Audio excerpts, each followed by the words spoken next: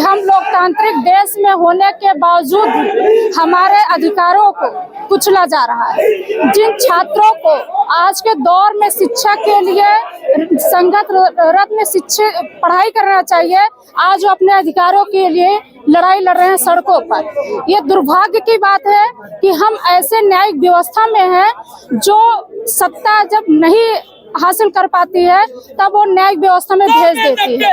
और दुर्भाग्य इस बात की है कि किताब के पन्ने पर लोकतांत्रिक शब्दों से न्यायिक व्यवस्था है, लेकिन पूर्ण रूप से वह इंसानों के बीच में नहीं लागू है।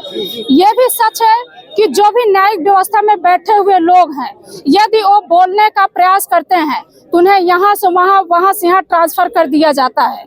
सोचिए, जिन्हें यूजीसी रेगुलेशन के प्रति नफरत है, जिन 10% लोगों को यूजीसी बिल का रेगुलेशन के प्रति नफरत है, वही लोग डर क्यों रहे हैं? जब आप जातिवादी से भेदभाव ही नहीं करते हैं, आप बहुजन समाज से नफरत ही नहीं करते हैं, फिर आपको डर किस बात का है? गलत दुरुपयोग होगा। बल्कि आपको डर इस बात का है कि मैं इंसान को इंसान से नफरत करने का मौका खत्म हो रहा है।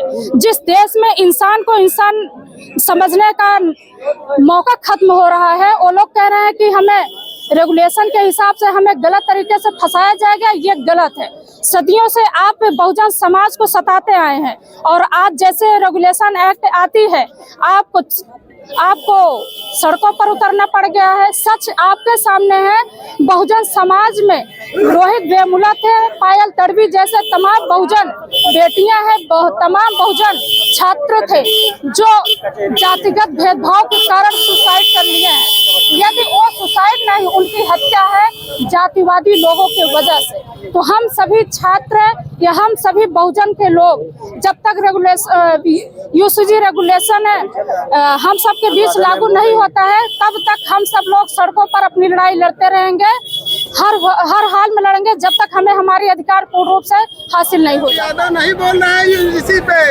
अरे भाई, क्यों नहीं बोल रहे हैं सर? अब देखिए, वाले नीतीश कुमार भी नहीं बोल रहे, मांझी नहीं बोल रहे, उपेंद्र कुशवाहा नहीं बोल रहे, चिराग पासवान नहीं बोल रहे। जो बोलते हैं बदनाम भी हम ही होते, बोलते भी हम ही। हम ना करे तो प्रॉब्लम, करे तो प्रॉब्लम। उनसे भी सवाल करिए जो सत्ता में बैठे उसी जाति का नेतृत्व कर रहे हैं। जो चुनाव के समय बिहार में आके बिहार का बेटा बोल दो, उसके बाद स्विट्जरलैंड जाके घूमते, एक दिन उलटने नहीं आते। पूरा पासवान टोला टूट गया। कहाँ थे चिराग पासवान? कहाँ गए? हमें मांझी जी कहाँ है जब उनकी बस्ती टूटती है? सिर्फ चुनाव के समय 5 को सीट मिलता है, भौजाई लुगाई सब ओकरे में रहते हैं। उनसे भी जाकर सवाल पूछिए।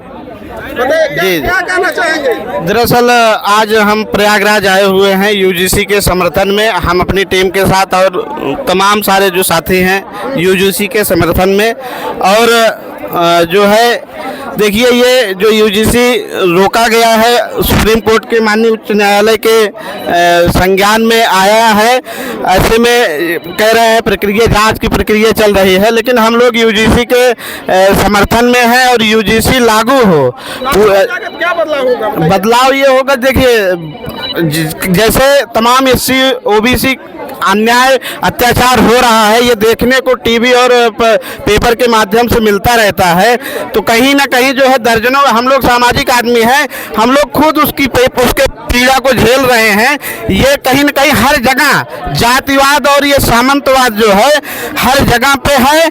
और समाज में जिस तरीके से ये हिंदू कहते हैं, हमें आपको हिंदू में बांटा जा रहा है। अभी कुछ लोग हिंदू यात्रा, हिंदू राष्ट्र बनाने की यात्रा निकाल रहे थे।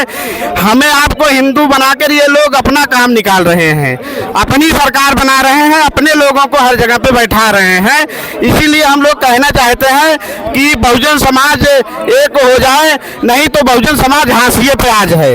ये हर व्यक्ति की लड़ाई है, बारी बारी जो है हर व्यक्ति इसमें दबाया जा रहा है। हम आपसे पुनः आग्रह करेंगे, माननीय उच्च न्यायालय से भी आग्रह करेंगे कि यूजीसी बिल ये किसी के विरोध में नहीं है। ये जो कर उत्पीड़न करेंगे ये उनके विरोध में है। या तो आप उत्पीड़न छोड़ दीजिए, या तो जो है आप मानव की बात करिए।